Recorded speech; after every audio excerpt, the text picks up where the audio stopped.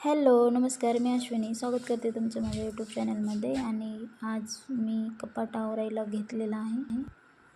तर खूप दिवस झाले मी कपाट आवरलेलंच नव्हतं, तर असं सगळं इकडं तिकडं झालेलं होतं. म्हणून आज म्हणलं की चला कपाट आवरून घेऊया आणि आज तुमच्यासोबत व्हिडिओ पण शेअर करूया.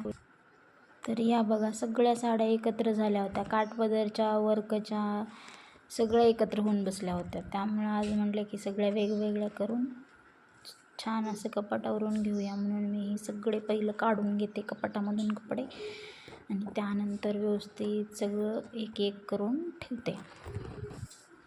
तर यामध्ये बऱ्याच दिवसापासून जे नवीन आणलेल्या साड्या होत्या, कुणी आहेर केलेल्या होत्या, त्या सगळ्या अशा एकत्र होऊन बसल्या होत्या. म्हणून म्हणले आज सगळं एकदाची काढते बाहेर आणि आवरून घेते. खूप दिवस झाले नवीन साड्या आणून ठेवलेल्या होत्या, त्यातले काहींचे ब्लाऊज पण शिवायचे होते. तर त्यानिमित्ताने म्हणलं चला आज आवरून घेऊया आणि त्यातले काहींचे ब्लाऊज शिवायचे ते पण काढून वेगळीकडे करून ठेवते. म्हणजे वेळ मिळेल तेव्हा ते त्यातले काढून एक एक करून मला घेता येतील.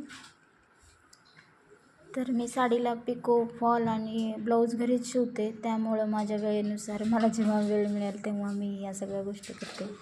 त्यामुळं मी आज असं विचार केला की हे सगळं काढून आज करायचं. सगळ्या साड्या माझ्या कपाटमधल्या काढून झाल्यात आणि आता पेपर टाकत आहे. आणि त्यानंतर मग आता एक एक करून साड्या सगळ्या ठेवून घेते. काठपदरच्या साड्या वेगळीकडे, वर्कच्या वेगळीकडं आणि रोज वापरायच्या वेगळीकडं असे मी ठेवते. तर प्रत्येक साडीमध्ये मी असं एक ब्लाऊज ठेवायचा, म्हणजे जेणेकरून आपण बाहेर झालो तरी आपल्याला वेळेवर सापडेल. म्हणून मी तरी असेच ठेवते.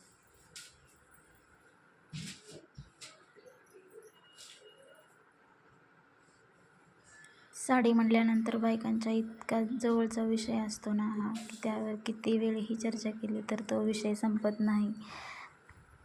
साडीवरून मला एक असा विषय आठवला की मी आणि बहीण आम्ही दोघीही माहेरी गेले होतो.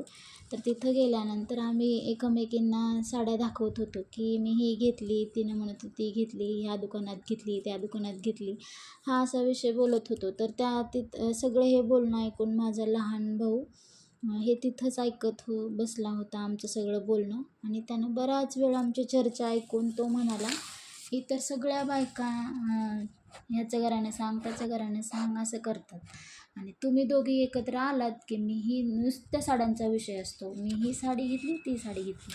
ही त्याचे बोलणे ऐकून आम्ही ही दोघी इतकं हसलो की आई पण हसली. तर असा हा साड्यांचा विषय कुणाकुणाच्या घरात असतो आमच्या दोघींसारखा, तो कमेंटमध्ये नक्की सांगा. तर इथं बऱ्याच साड्यांच्या घड्या निघालेल्या होत्या, त्या मी व्यवस्थित घडी करून ठेवत होते. आणि अशा सगळ्या एक एक करून मी सगळ्या साड्या ठेवून घेतल्या.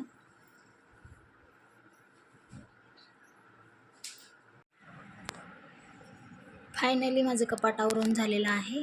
या साईडला वर्कच्या साड्या आहेत, या साईडला काठपदरच्या, पूर्ण ही काठपदरची लाईन आहे. आणि या साईडला आपण डेली रोज वापरतो ना त्या साड्या मी इथं ठेवलेल्या आहेत. आणि या साईडला आपण जे एक्स्ट्राचे ब्लाऊज पीस असतात ना ते ठेवलेत.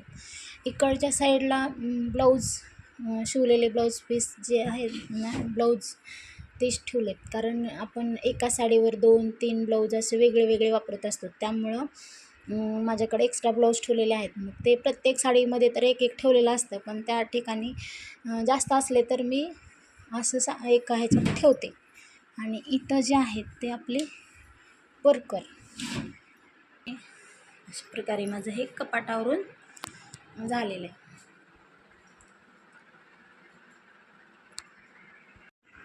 आणि हा बघा, एवढ्या साड्यांचा ढिगारा निघालेला आहे. तर याच्या सगळ्यांवरचे मला ब्लाऊज शिवायचे.